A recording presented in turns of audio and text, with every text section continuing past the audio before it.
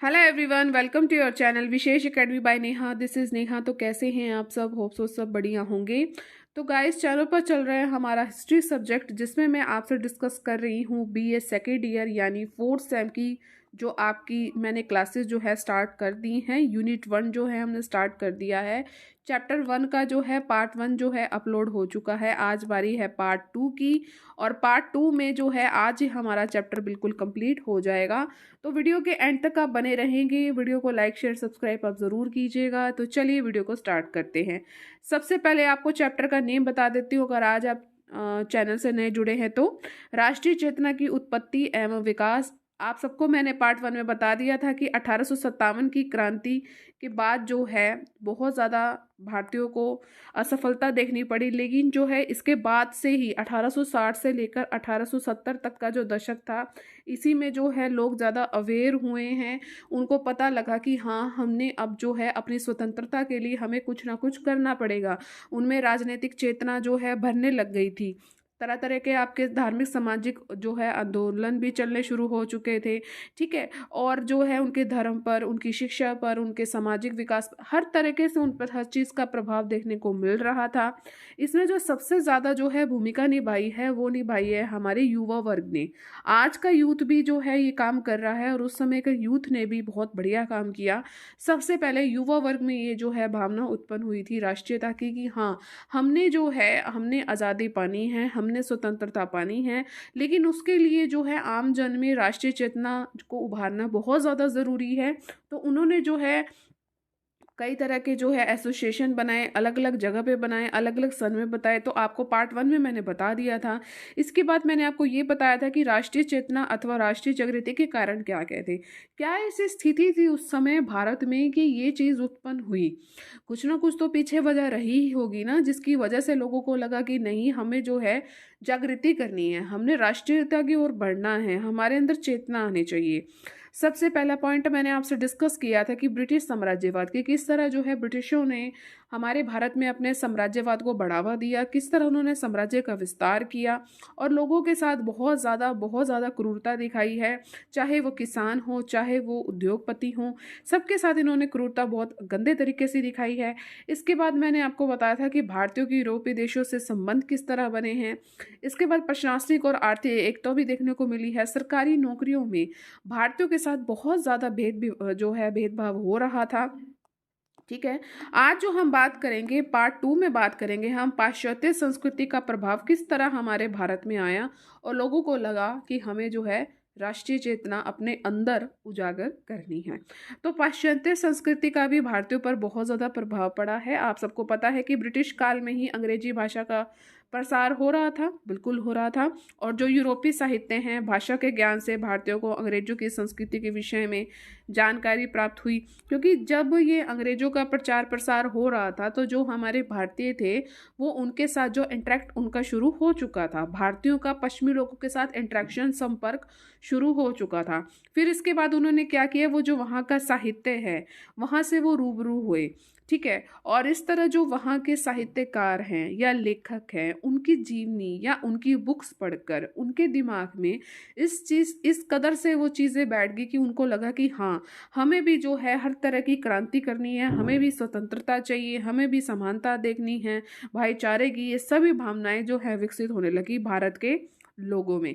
चाहे वो आपका हो गया राष्ट्रीयता की जो है मैजिनी, हो गया फ्रांस की क्रांति के जो जनक थे रूसो, वाल्टेयर के विचारों, इन सभी के विचारों से ये प्रभावित होकर इनमें ये भावना उत्पन्न होने लग गई। तो इस तरह हम कह सकते हैं कि पाश्चात्य संस्कृति का प्रभाव जो है हमारे भारत में देखने को मिला है।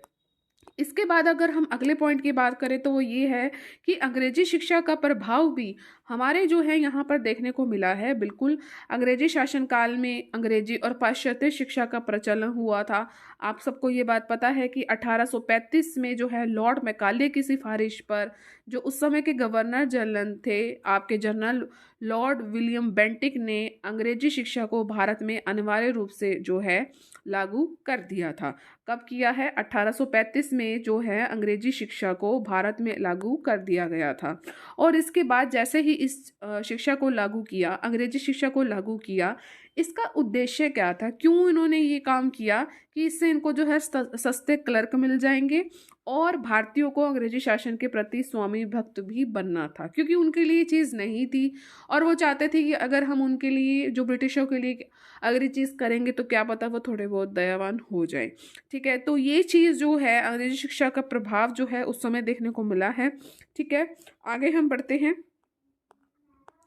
नेक्स्ट पॉइंट, धार्मिक और सामाजिक सुधार आंदोलन। 19वीं आपकी शताब्दी में आपको भारत के विभिन्न भागों में सामाजिक और धार्मिक सुधार आंदोलनों में भारतीय समाज में प्रचलित कुरीतियों को दूर करने के लिए और भारत में राष्ट्रीयता की भावना विकसित करने में बहुत ज़्यादा महत्वपूर्ण भूमिका निभाई है।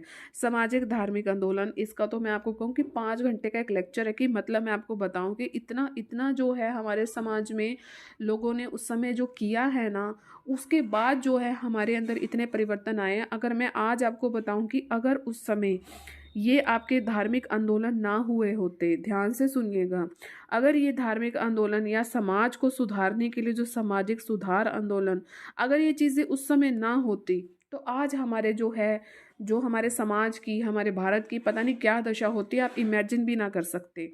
सबसे पहले जिसका नाम जो हम सुनते हैं, हम देखते हैं, सबसे पहला नाम है राजा राम मोहन राय का, जिनका टाइम पीरियड है आपका 1772 से लेके 1833 तक का जो टाइम पीरियड है वो राजा राम मोहन राय का है। ये बहुत ही ज़्यादा महत्वपूर्ण माने जाते हैं।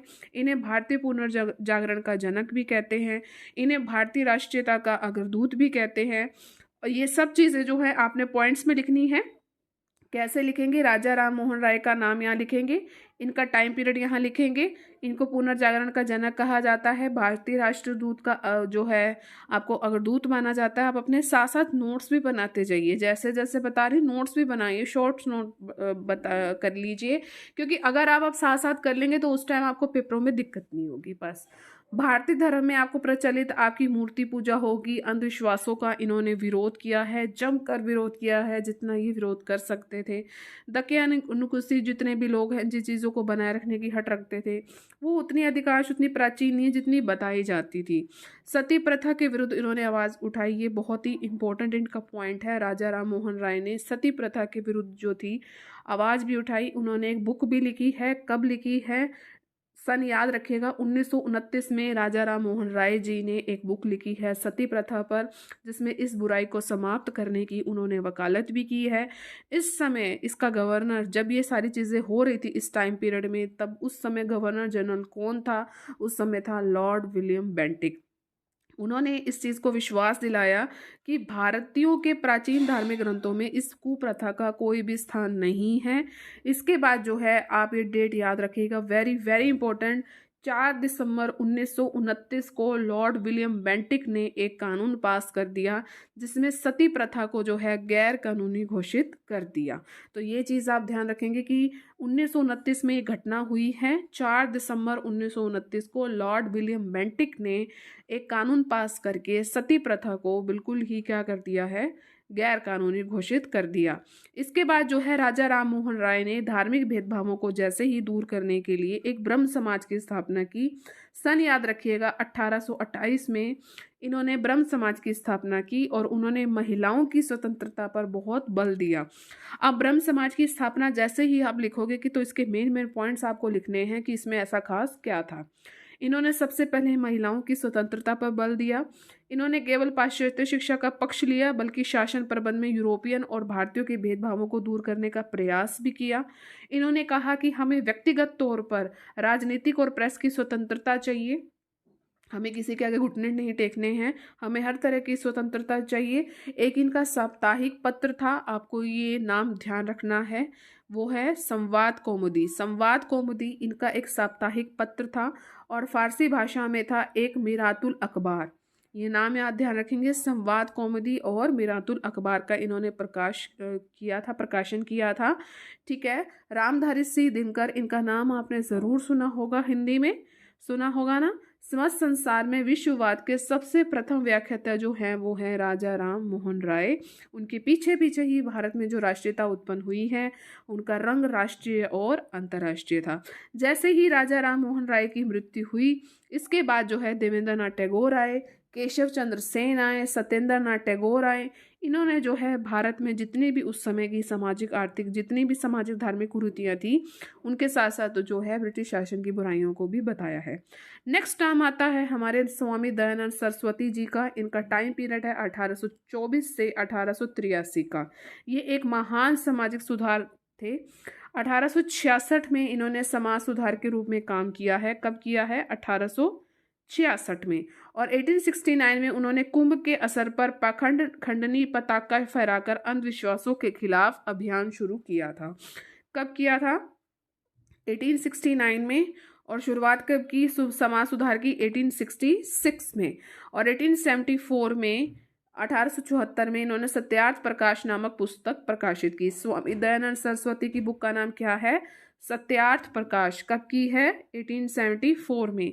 इसके बाद इन्होंने क्या किया? हिंदू धर्म समाज में सुधार लाने के लिए 10 अप्रैल इसके अगले ही साल 10 अप्रैल 1875 को बम्बई में इन्होंने आर्य समाज की स्थापना की। कब की है?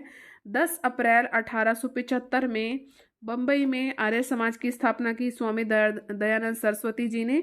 1874 में इन्होंने एक अपनी बुक लिखी है सत्यार्थ प्रकाश, जो है एक बुक है इनकी। 1866 में ये समाज सुधार के कार्य में ये शुरू हुए थे। इन्होंने इस समाज ने ब्रह्म समाज से भी ज़्यादा बढ़कर भारत में राष्ट्रीयता का प्रचार प्रसार किया है। भारत जो है भारतीयों के लिए है। उन्होंने ईसाई धर्म की बुराइयों का उजागर किया है। उन्होंने ये नारा दिया है, वैदिक सभ्यताओं को अपनाओ, पुनः वेद की ओर लौटो। ये लाइन आपने ज़रूर सुनी होगी। तो आज आपको पता लगे किसकी लाइन है। ये है स्वामी दयानंद सरस्वती जी की।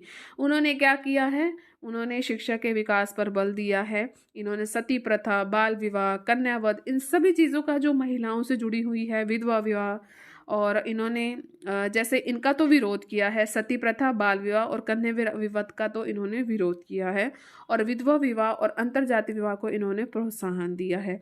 ये राष्ट्रवाद के पुजारी थी। ठीक है, तो आपने ये चीज़ याद रखनी है, आप इतना याद कर सकते हैं। ठीक है, इसके बाद जो है नाम आता है सर सैयद अहमद खां का। इन्होंने मुसलमानों के जीवन स्तर को ऊंचा उठाने के लिए अलीगढ़ आंदोलन चलाया था। क्या चलाया था? अलीगढ़ जो है आंदोलन चलाया था। अब आप देख सकते हो थोड़ा सा ही मुस्लिम नेम आ रहा है तो सर सैयद अहमद खां का नाम आएगा। और इन्होंने मुसलमानों को शिक्षित करने के लिए क्या किया था? 1875 में जो है अलीगढ़ में एक एंग्लो मोहम्मद जो है ओरिएंटल कॉलेज की इन्होंने स्थापना की थी। सर सैयद अहमद खान ने मुसलमानों के जीवन स्तर को ऊंचा उठाने के लिए क्या किया है? अलीगढ़ आंदोलन चलाया था। ठीक है, और वहाँ पर ये चाहते थे कि मुसलमानों को शिक्षित किया जाए। इसके लिए 1875 में अलीगढ़ में एक एंग्लो मोहम्मदन ओरिएंटल कॉलेज की जो है स्थापना की गई थी। कब की गई है? 1875 में ये की गई है। अलीगढ़ मोहम्मद ओरिएंटल कॉलेज की जो है एंग्लो मोहम्मद जो है ओरिएंटल कॉलेज की स्थापना की गई है। कब की गई है? 1875 में। ठीक है, और जब ये 1875 में ये कॉलेज की स्थापना की गई है उसके बाद जो है 1920 में इसका नाम परिवर्तित कर दिया, जिसका नाम रख दिया गया अलीगढ़ मुस्लिम विश्वविद्यालय में। ठीक है, तो ये चीज़ आपने ध्यान रखनी है। इसके बाद आता है श्रीमती एनी बेसेंट ने जो है थियोसॉफिकल जो है सोसाइटी के माध्यम से भारतीयों में क्या किया था? राष्ट्रीयता का प्रचार प्रसार किया था। किसके माध्यम से किया था? थियोसॉफिकल सोसाइटी के माध्यम से। और उन्होंने भारतीयों को अपनी प्राचीन संस्कृति पर गर्व करने का संदेश भी दिया कि आपको अपनी प्राचीन संस्कृति पर बहुत ज़्यादा गर्व होना चाहिए। उन्होंने ऐसे ऐसे अपने भाषण दिए और ये चाहते थे कि जो भारतीय है उनकी भागीदारी हो। इसके लिए इन्होंने क्या करा? होम रूल आंदोलन भी चलाया। और इनके साथ ही बाल गंगाधर तिलक जी ने महाराष्ट्र में 28 अप्रैल 1916 को, डेट याद रखेंगे, 28 अप्रैल 1916 को जो है महाराष्ट्र में बाल गंगाधर तिलक ने जो है इंडियन होम रूल की स्थापना की थी। और उन्होंने ये कहा था, बाल गंगाधर तिलक जी ने ये कहा था कि भारत जो है उस बेटे की तरह है जो अब जवान हो चुका है और समय का तकाजा है कि बाप या पालक इस बेटे का वाजिब जो है हक दे दे। भारतीय जनता को अब अपना हक लेना ही होगा। तो आप कह सकते हो कि किस तरह उन्होंने भारत के लिए एक स्टेटमेंट दी है। और राष्ट्रीय आंदोलन में जो बाल गंगाधर तिलक जी ने बहुत बहुत बहुत महत्वपूर्ण अपनी जो है भूमिका निभाई है। इसके अतिरिक्त Rana day Raghunath Rao ji, Henry Vivian Derozio नाम ध्यान रख लेना, गोपाल हरि देशमुख, ईश्वर चंद विद्यासागर, ज्योतिबा फुले, इन्होंने भी भारतीय समाज में सुधार के लिए बहुत कार्य किए हैं और नव युवकों में देशभक्ति की भावना इन्होंने उत्पन्न की है। ठीक है, तो इस पॉइंट को भी आज बहुत अच्छे से करेंगे, बहुत ही इंटरेस्टिंग और बहुत ही इंपॉर्टेंट पॉइंट था ये आपका। उस समय के जो आपके समाचार पत्र थे और साहित्य का योगदान भी बहुत हद तक रहा है और लोगों में राष्ट्रीयता की भावना जो है उत्पन्न करने में इन्होंने बहुत महत्वपूर्ण योगदान भी दिया है। इन समाचार पत्रों के माध्यम से जितना भी था, जितने वहाँ के नेता थे, जो हमारे राष्ट्रीय नेता थे, वो अपने अधिकारों की मांग कर सकते थे। ऐसा कौन सा है, जैसे आज मीडिया बहुत ज़्यादा सर्वोपरि हो गया है, हर बात, छोटी छोटी बात आपके मीडिया में उत्पन्न हो जाती है। उस समय तो यही था ना। और उन्होंने क्या किया है, उन्होंने लोकतंत्र की भी मांग की थी। तो आप सोच सकते हो कि कितना बड़ा रोल प्ले किया है उस समय समाचार पत्र और साहित्य ने। ठीक है, और इन पत्र पत्रिकाओं में आपको क्या चीज़ देखने को मिलता है कि ब्रिटिश शासन की जो अन्यायपूर्ण और दमनकारी जो नीतियां थी, कटु आलोचना थी, उन नीतियों में जो कटु आलोचना उसकी की जाती थी। ठीक है, और राष्ट्रवादियों ने समाचार जो पत्रों द्वारा राष्ट्रीय आंदोलन को जन जन तक पहुंचाने का काम भी किया है। ठीक है, और 1874 में ब्रिटिश सरकार ने एक जो है समाचार पत्र जो है प्रकाशित किया है। आपको सन याद रखना है, 1874 में इंडिया गजट के नाम से एक समाचार पत्र प्रकाशित हुआ है। 1780 यानी कि 1780 में ऑगस्टस हिक्की द्वारा, वेरी इंपॉर्टेंट, आपसे डायरेक्ट क्वेश्चन भी पूछा जाता है आपके कॉम्पिटिटिव एग्जाम में कि बंगाल गजट नामक जो है समाचार पत्र कब निकाला गया था। तो 1780 में निकाला गया था। किसके द्वारा निकाला गया था? तो हिक्की के द्वारा, अगस्टस हिक्की के द्वारा जो है ये समाचार पत्र निकाला गया था। इसमें, इस पत्र में ऐसा खास क्या है कि जो क्वेश्चन पूछा जाता है, इस बंगाल गजट में यह था कि कंपनी के जितने भी कार्य हैं उनकी कटु आलोचना की जाती थी और सरकार ने उसकी प्रेस भी जो है जब्त कर ली थी। इसके बाद जो है आपका 1780 में ये बात हो गई। इसके बाद 1784 में कलकत्ता गजट आया, फिर 1785 में बंगाल जर्नल आया, 1788 में मद्रास कोरियर, ये सभी आपके समाचार पत्र हैं, ये आया। फिर जो आपका हाईलाइटेड है और जो इम्पोर्टेंट है वो है 1816 में गंगाधर भट्टाचार्य ने बंगाल गजट का जो है प्रकाशन किया था। कब किया था? 1816 में। और जो ये बंगाल गजट था जो कि गंगाधर भट्टाचार्य द्वारा था, ये पहला आपका अंग्रेजी समाचार पत्र था। Very very important. देखो, एक तो ये आया है 1780 में अगस्टस हिक्की द्वारा बंगाल गजट, तभी आपको कह रही हूँ कि सन 7 में याद करने हैं।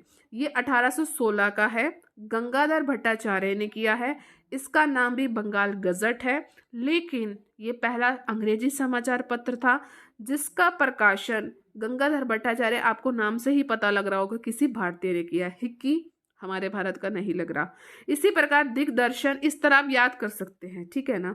इसी प्रकार दिग्दर्शन हो गया, समाचार दर्पण हो गया, कलकत्ता जर्नल हो गया, ये जितने भी आपको समाचार पत्र हैं, पत्रिकाएं हैं, इन सभी का जो है प्रकाशन किया गया है। तो ये चीज़ जो है आपने याद रखनी है। और इन समाचार पत्रों से जन जन में जो है राष्ट्रीयता की भावना जो है उत्पन्न हुई है। इसमें आपको जो है इम्पोर्टेंट ही जो करने हैं, जैसे 1821 में बंगाली भाषा में आपको संवाद कौमुदी, ये किससे रिलेटेड है? संवाद कौमुदी का संबंध किससे है मैंने आपको अभी अभी बताया है। तो संवाद कौमुदी और आपका 1822 में मिरातुल अखबार, इन दोनों का संबंध किससे है? कमेंट सेक्शन में आप सभी जो है आप कमेंट करेंगे, ठीक है, आप सभी कमेंट करेंगे। हम आगे बढ़ते हैं। इसके बाद जो है 1867 में 1867 में भारत तेंदु हरिश्चंद्र ने बनारस से कवि वचन सुधा, ये आपको पत्रिका याद रखनी है, कवि वचन सुधा, ये पत्रिका निकाली है और इसमें भारतीयों में राजनीतिक चेतना लाने का प्रयास किया है। इसके बाद 1872 में 1872 में हरिश्चंद्र मैगजीन, इन्होंने पत्रिका निकाली है जिसका दृष्टिकोण जैसा था, कैसा था? राष्ट्रवादी था। ठीक है, तो ये कुछ पत्रिकाएं हैं, आप जो है 2-3 और भी देख लेंगे। बंकिम चंद्र चटर्जी का भी नाम है, ठीक है, इन्होंने आनंद मठ की रचना की है और इस उपन्यास को जो है देशभक्ति का बाइबल कहा जाता है। तो तो आप भी जो है इतना देख सकते हैं कि कौन कौन सी जो है आपको चीज़ याद रह सकती है। मोस्टली आप 7-8 तो चीज़ें जो पत्र पत्रिकाएं याद रखिए, जैसे कि ये भी याद रह सकती है आपको, इम्पोर्टेंट भी है। 1881 में तिलक ने, बाल गंगाधर तिलक ने मराठा और केसरी नामक समाचार पत्रों का प्रकाशन किया। तो 1881 का जो है बाल गंगाधर तिलक से जुड़ा हुआ है, तो इसको भी आप याद कर सकते हो। ठीक है। अगला पॉइंट है आपका यातायात और संचार के आधुनिक साधनों का विकास। बिल्कुल हुआ है, क्योंकि रेल, डाक, तार, इनका बहुत ज़्यादा विकास हो गया था, तो लोग बहुत ज़्यादा अवेयर हो गए थे।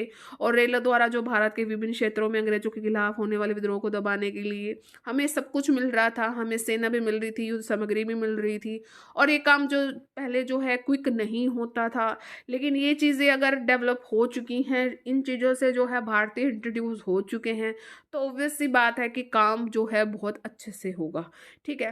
तो रेल, यातायात, सड़क, इन सभी का विकास हुआ, तो लोगों में अवेयरनेस भी आई, और लोग जो है एक दूसरे को जो भी चीज़ एट ए टाइम होती थी वो एक दूसरे को बहुत अच्छे से बता सकते थे, एक दूसरे के साथ वो संपर्क को स्थापित कर सकते थे, और जिससे राष्ट्रीय एकता को उसमें क्या मिला है, बल मिला है। तो ये क्वेश्चन भी ये पॉइंट भी आपका बहुत ही अच्छा है, आप इसको भी जो है राइट डाउन कर सकते हैं। आज थोड़ी सी तबीयत डाउन है, थोड़ा तभी जो है बीच बीच में टंग स्लिप हो रही है, उसके लिए सॉरी, लेकिन आज जो है ये चैप्टर मुझे ख़त्म करना था। मध्यम वर्ग का भी योगदान रहा है, बिल्कुल रहा है। कैसे रहा है कि 19वीं शताब्दी के मध्य और 20वीं शताब्दी के आरंभ में हुआ है। आपका मध्य वर्ग में कौन कौन से लोग आते हैं? वकील हो गया, अध्यापक है, डॉक्टर है, उद्योगपति है, व्यापारी, शिक्षित, ये सभी के सभी जने जो हैं आपके मध्य वर्ग में आते हैं, और इन्होंने जो है बहुत बहुत जो है साथ दिया है, वहाँ के नेताओं का साथ दिया है, और इस वर्ग ने जो है पाश्चात्य शिक्षा भी सीख ली थी। आप इनको जो है, आप इनको अनपढ़ नहीं कह सकते थे, और इनको ब्रिटिश राज में कुछ छोटी मोटी नौकरी भी मिलनी शुरू हो गई थी, तो कह सकते हैं कि ये थोड़े से अवेयर हो गए थे। अवेयरनेस ही तो है हर चीज़ में, आप देख सकते हो कि अवेयरनेस ही तो है। आप कल से ये पढ़ रहे हो, पार्ट 1 भी आपने देख लिया, पार्ट 2 भी अब आप देख रहे हो कि अवेयरनेस है। अवेयरनेस है तो बंदे कुछ ना कुछ कर रहे हैं। ये पॉइंट्स तो हैं आपको बताने के लिए हैं कि किस तरह जो है अवेयरनेस आई है, तो आप समझ गए होंगे, क्योंकि अब हमारी वीडियो एंड तक पहुंच चुकी है। देखिए, एक ये है लॉर्ड लिटन की प्रतिक्रियावादी जो ये नीतियां हैं, बहुत ही इंपॉर्टेंट हैं ये भी। ये इन्होंने अपने शासनकाल में कुछ ऐसे निर्णय लिए थे जिससे भारतीयों में ब्रिटिश शासन के प्रति जो है उत्तेजना उत्पन्न होगी। लॉर्ड लिटन की प्रतिक्रियावादी प्रतिक्रिया दिखा रहे हैं ना, तो उन्होंने कुछ ऐसी नीतियां रख दी भारतीयों के आगे कि इनको तो जो है जो गुस्सा आना ही आना था। ठीक है, वो क्या था वो देखते हैं। लॉर्ड लिटन के कार्यकाल में आपका जो ICS, ठीक है, भारतीय सिविल सर्विस की परीक्षा में जो प्रवेश लेने की आयु थी वो थी 21 वर्ष, उसकी जो आयु घटाकर इन्होंने 19 वर्ष कर दी। ठीक है, और भारतीयों का इस परीक्षा से में बैठना असंभव हो गया, तो भारतीयों ने कहा कि हम इसमें क्यों नहीं बैठ सकते। तो सुरेंद्र नाथ बनर्जी ने इसके खिलाफ देशव्यापी आंदोलन को प्रारंभ किया है। याद रखेंगे, सुरेंद्र नाथ बनर्जी ने ये आंदोलन चलाया। फिर आया 1877 की बात करें, भारत में पड़ गया बहुत बड़ा भीषण अकाल। इसके बाद क्या हुआ, हजारों लोगों की डेथ हो गई, और इस समय जो है ब्रिटिश सरकार ने क्या किया, ऐसे अवसर पर दिल्ली में एक भव्य दरबार लगा दिया। लाखों रुपए यहाँ नष्ट कर दिए, वहाँ नहीं लगाया, लाखों रुपए यहाँ नष्ट कर दिए। एक जहाँ भारतीय जो है भूख से तड़प तड़प कर मर रहे थे, और ये वहाँ पर आराम से अपना बैठे थे, भव्य दरबार लगा रहे थे, तो फिजूल खर्ची में बजा रही थी। तो ये जो है भारतीयों की सीनों में आग लग गई। ठीक है, आगे लॉर्ड लिटन के शासनकाल में लंकाशायर की मिलों की हितों की रक्षा के लिए कपास पर सीमा शुल्क जो है हटा दी गई, और लिटन के इस जो है निर्णय से भारतीय वस्त्र उद्योग को बहुत ज़्यादा जो है हानि उठानी पड़ी। और लॉर्ड लिटन ने ही वर्नाकुलर जो है प्रेस एक्ट पारित किया, जिसके द्वारा क्या हुआ कि आप जो है समाचार पत्र पे आप ऐसे कुछ भी नहीं लिख सकते, आपको जो है परमिशन लेनी पड़ेगी। और भारतीय समाचार पत्रों और पत्रिका जो जितनी भी पत्रिकाएं आपने ऊपर पढ़ी हैं, तो इनका गला घोट दिया, और इस अधिनियम से भारतीय अंग्रेजों के विरुद्ध हो गए। और एक शस्त्र अधिनियम भी पारित किया गया, और भारतीयों को एक शस्त्र रखने की मनाही भी कर दी गई। इसके बाद आप सभी को पता है कांग्रेस की स्थापना हुई है। ये तो इसने तो बहुत ही ज़्यादा रोल प्ले किया है भाई। अंग्रेजों के राजनीतिक दमन और शोषणकारी आर्थिक नीतियां हैं, उसके परिणाम स्वरूप भारतीयों में ब्रिटिश शासन के प्रति असंतोष बिल्कुल उत्पन्न हुआ है। इस असंतोष के जो है विभिन्न प्रांतों में अनेक संस्थाओं, जैसे कि आपकी जमींदारी सभा हो गई, ब्रिटिश भारतीय बंग संघ हो गया, ब्रिटिश भारतीय संघ हो गया, भारतीय संघ हुआ, इन सभी का जन्म हुआ। लेकिन ये संघ राष्ट्रीय नहीं थे। लेकिन 1885 में ए.ओ. हयूम द्वारा, जो एक आईसीएस अधिकारी थे, व्योमेश चंद्र बनर्जी की सहायता से भारतीय राष्ट्रीय कांग्रेस की स्थापना हुई। और जो है 1885 से ये 1947 तक कांग्रेस ने राष्ट्रीय आंदोलन का नेतृत्व किया और भारत को स्वतंत्रता जो है कराने में इन्होंने सफलता हासिल की है। तो गाइस, कैसा लगा ये सेशन? उम्मीद है अच्छा लगा होगा। और ये आज आपका चैप्टर समाप्त हो गया है। अब आप क्या करेंगे? मैक्सिमम लाइक करेंगे, शेयर करेंगे और सब्सक्राइब करेंगे। सब्सक्राइब का रेड बटन उसे ज़रूर प्रेस करना, ऑल पर ज़रूर क्लिक कीजिएगा, ताकि चैनल पर जो भी वीडियोज़ आए उसकी नोटिफिकेशन आपको टाइम टू टाइम मिलती रहे। और आज इसकी प्लेलिस्ट बन जाएगी। चलिए मिलेंगे अपने नेक्स्ट सेशन में। Till then, thank you so much. Bye bye guys and take care.